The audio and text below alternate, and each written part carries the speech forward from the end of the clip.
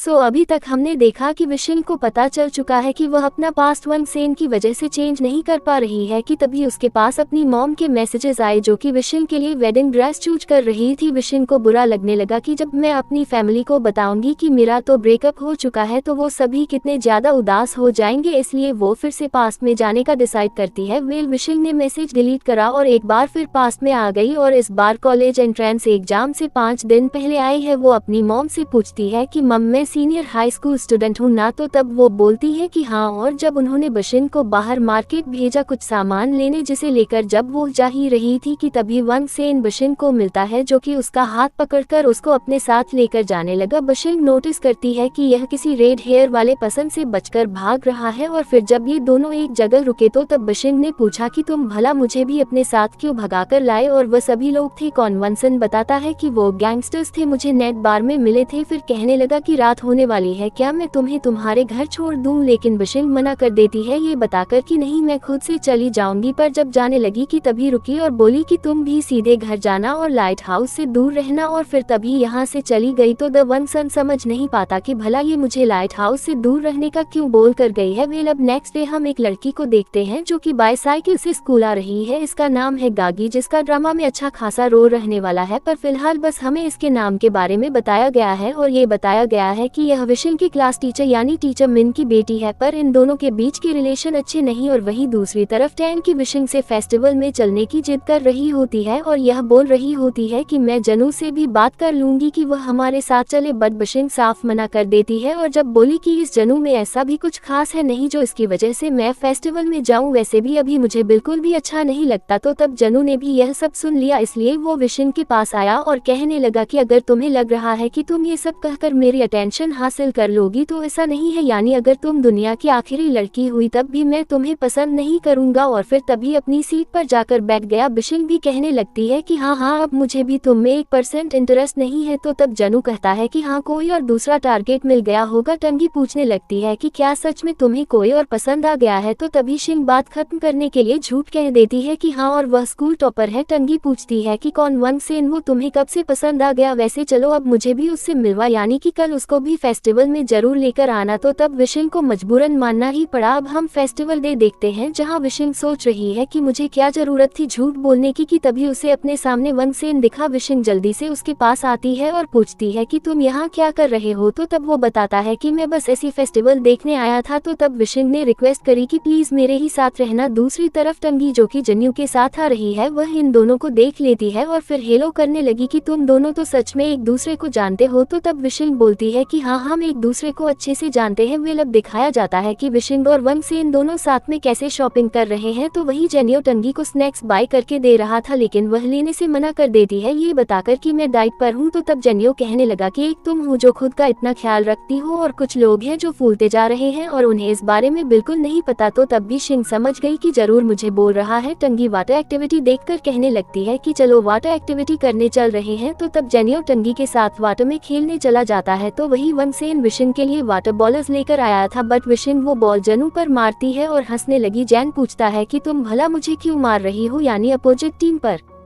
मारो, but wishing सुनती ही नहीं। और जब इस वाले बैलून की वजह से जनू पानी में गिर गया और सब उस पर जोर जोर से हंसने लगे, तो तब जेनियो को इतना ज्यादा गुस्सा आया कि वह चिल्लाकर विशिंग से पूछने लगता है कि आखिर तुम्हारी प्रॉब्लम क्या है, तुम क्यों हर टाइम मुझे सभी के सामने शर्मिंदा करवाती हो, यानी चली क्यों नहीं जाती मेरी लाइफ से। तो तब भी शिंग चुप खड़ी रह गई एंड याद करती है कि लास्ट टाइम भी जेनियो ने यही कहा था जब मैंने उसे स्टेज पर साथ में चलने के लिए बोला था, यानी कि उसने कहा था कि उसे मेरे साथ शर्म आएगी। और जब प्रेजेंट में मैं उसको मना रही थी तो तब भी उसने यही कहा था कि उसे मेरे साथ इंसल्ट फील होता है। इसलिए विशिंग काफी ज्यादा उदास हो जाती है और उदास होकर यहाँ से चली गई। और फिर जब अकेली बैठी हुई थी तो तब वन सेन विशिंग के पास आया और पूछता है कि क्या तुम ठीक हो। तो तब विशिंग बोली कि हाँ, पर तुम मेरी फिक्र मत करो, यानी तुम अपना एंजॉय कर सकते हो। लेकिन वन सेन रिक्वेस्ट करने लगता है कि चलो बड़ी वाली राइड में चलते हैं। और अब जब ये दोनों उस राइड में थे तो तब भी शिंग कहने लगी कि शायद मैं इतनी ज्यादा अननोइंग हूँ कि मुझे कभी कोई पसंद नहीं कर सकता। तो तब वनसेन के मन में आता है कि वो बोले कि बिशिंग बिल्कुल भी अननोइंग नहीं है, लेकिन फिलहाल वह चुप बैठा रहा। बिशिंग वनसेन से पूछती है कि अगर तुम्हें पास्ट में जाने का चांस मिले तो क्या तुम जाना पसंद करोगे अपने प्रेजेंट की प्रॉब्लम्स को ठीक करने के लिए। बट वनसेन काफी सोचने के बाद मना कर देता है एंड उसे यहाँ बस बिशिंग के लिए बुरा लग रहा था कि वह कैसे उदास बैठी हुई है। वेल अब नेक्स्ट डे हम देखते हैं कि वनसेन जो कि स्कूल में है और सभी ग्रुप फोटो क्लिक कराने जा रहे थे, तो तभी सिन वनसन के पास आए और सेल्फी क्लिक करने लगी, ये बोलकर कि हमारी साथ में एक भी फोटो नहीं थी। और फिर जब जाने से पहले वनसेन को समझाती है कि प्लीज लाइट हाउस से दूर ही रहना, यानी उस वाले रास्ते से भी मत जाना। तो तब वनसेन बोलता है कि हाँ ठीक है, पर अब भी वह समझ नहीं पा रहा था कि यह हर बारी मुझे वहाँ जाने से क्यों मना कर रही है। वेल अब हम एग्जाम डे देखते हैं जो बिशिंग ने इस बार भी अच्छे से दे दिया। वैसे अब उसे सभी आंसर्स अच्छे से याद भी हो चुके थे। फिर अब आफ्टर एग्जाम जब वह वापस घर आ चुकी थी और बार बार अपने मोबाइल को देख रही थी, तो तब उसे मॉम डांट है कि पहले डिनर तो कर लो, फिर अपने मोबाइल को यूज कर लेना। और पता नहीं तुम्हारा भाई कहाँ गायब है, समझ नहीं आ रहा वो इतना चेंज क्यों होता जा रहा है। तो दबी सिंह समझाती है कि मॉम आप फिक्र मत कीजिए, फ्यूचर में भाई बहुत ही अच्छे इंसान बनने वाले हैं। वेल अचानक फिर से लाइट हाउस इंसिडेंट के मैसेजेस आने लगते हैं, यानी कि वनसेन की फिर से डेथ हो चुकी थी। तो तब बिशिंग उन मैसेजेस को देखकर बुरी तरह शॉक रह गई और वापस से प्रेजेंट में आ जाती है और फिर परेशान होने लगी कि आखिर फिर से वनसेन की डेथ हो कैसे गई, जबकि मैंने उसे समझाया था कि उसे लाइट हाउस से दूर रहना है। और फिर दोबारा से टाइम ट्रेवल करने का डिसाइड करने लगती है, लेकिन ऐसा हो नहीं पाता, यानी बार बार मैसेजेस डिलीट करने के बाद भी वह वापस से जा नहीं पाती। वेल अब रात में हम बिशिंग को उन्हीं मिस्टीरियस अंकल के साथ देखते हैं, जिन्हें वह बता रही है कि आप मेरी बातों पर यकीन नहीं करोगे, लेकिन मैं टाइम ट्रेवल करके एक दूसरी दुनिया में चली जाती हूँ, यानी कि ने पास्ट में, पर किसी की डेथ की वजह से मैं कुछ भी चेंज नहीं कर पा रही हूँ। तो तब अंकल बताते हैं कि शुरू में कंफ्यूजन रहेगी, लेकिन जब तुम ठीक टाइम पर टाइम ट्रेवल करोगी तो तब सब चेंज कर पाओगी। बिशिंग पूछती है कि क्या आपको पता है कि कब सब ठीक होगा और कैसे। तो तब अंकल बोले कि मैं तुम्हारे सीक्रेट्स या प्रॉब्लम्स कैसे जान सकता हूँ। और फिर तभी यहाँ से चले गए। बिशिंग जो कि अभी भी यही थी कि तभी उससे पहले अपने बॉस की कॉल आई, जो कि चिल्ला रहे हैं कि मैंने तुम्हें फाइल रेडी करने को कहा था पर तुमने वो करी नहीं, जबकि उसे आज ही सबमिट होना था। और फिर तभी उन्होंने बिशिंग को उसकी जॉब से निकाल दिया। बिशिंग को काफी ज्यादा बुरा लगता है, लेकिन वो तब भी उन्हें थैंक्स करती है बाकी सभी चीजों के लिए। और फिर अब उसे अपनी मॉम की कॉल आई, जो कि बिशिंग को मिलने बुला रही है। फिर तभी काफी सारी नोटिफिकेशन उसके मोबाइल पर आने लगती है, क्योंकि ग्रुप चैट में जेनियो ने सभी को बताया है कि वो आज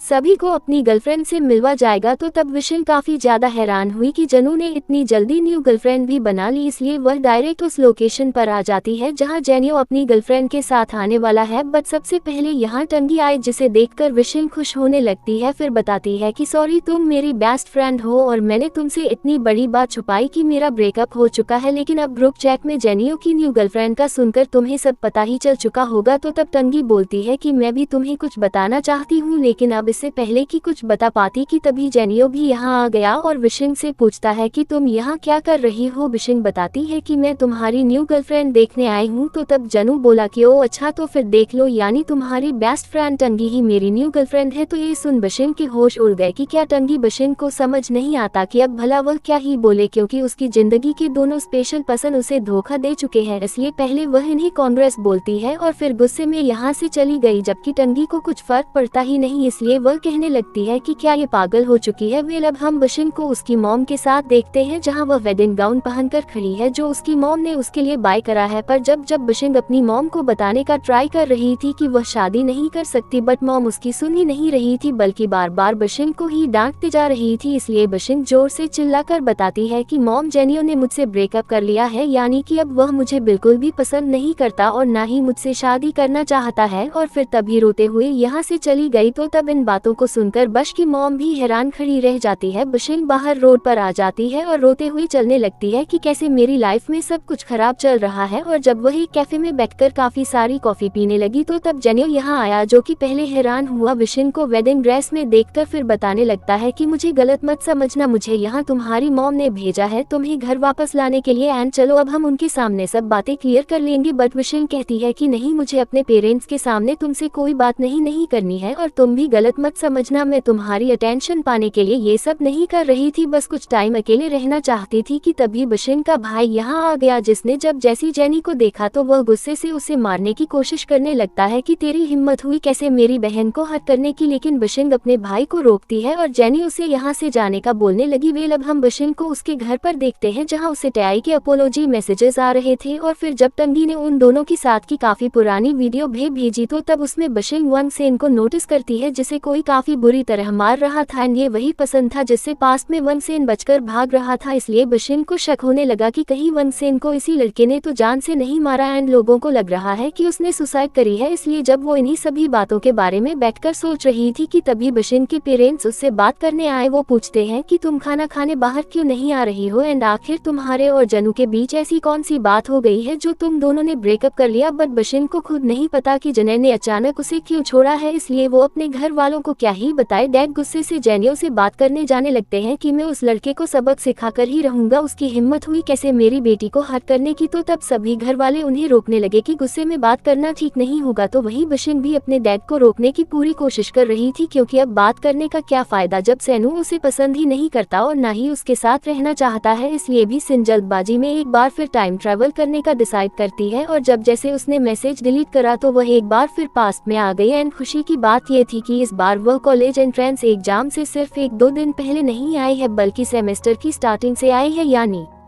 इस बार विशिन के पास अपना पास चेंज करने के लिए काफी सारा टाइम है, इसलिए वह खुश होने लग जाती है। फिर तभी उसको वन सेन दिखा जिसको विशिन ने अपने पास बुलाया बात करने के लिए। फिर तभी उसने उसके पैर पर चोट मारी और टीचर से वन सेन को मेडिकल रूम में ले जाने के बहाने अपने साथ खींचती हुई यहाँ से ले गई। अब हम इन दोनों को मेडिकल रूम में देखते हैं जहाँ विशिन का वन सेन से डायरेक्ट ये सवाल था कि आखिर तुम्हारी डेथ का रीजन क्या है, क्या तुम इस बारे में कुछ जानते हो, यानी क्या तुम्हारी किसी से दुश्मनी है। वन सेन समझ नहीं पाता कि आखिर तुम ये कैसी बातें कर रही हो, भला मैं क्यों मरना चाहूंगा। तो तभी शिन कहने लगती है कि अरे हाँ, अभी तो लाइट हाउस इंसिडेंट होने में काफी टाइम है। फिर कहती है कि फिक्र मत करो, इस बारे में तुम्हें बिल्कुल कुछ नहीं होने दूंगी, बल्कि बहुत अच्छे से प्रोटेक्ट करूंगी। वन सेन विशिन की बातों से कंफ्यूज होकर यहाँ से जाने लगता है, लेकिन वो उसे पकड़ लेती है और जब बोल रही होती है कि अगर तुमने मुझे प्रेजेंट में वापस भेजा तो अच्छा नहीं होगा, कि तभी वन सेन के क्लासमेट यहाँ आ गए जो कि पूछने लगते हैं कि क्या तुम हमारे सीधे साधे स्कूल टॉपर को बुली कर रही हो, और फिर तभी वह वन सेन को अपने साथ यहाँ से लेकर जाने लगे। तो तब शिन कहती है कि मैं वन सेन को बुली करने नहीं बल्कि उसे बचाने आई हूँ, ताकि अपना फ्यू भी चेंज कर पाओ, और इस बार में सब ठीक करके ही रहूंगी, फिर चाहे कुछ भी क्यों नहीं हो जाए। और बस फिर इसी सीन के साथ यह पार्ट यहीं पर एंड हो जाता है।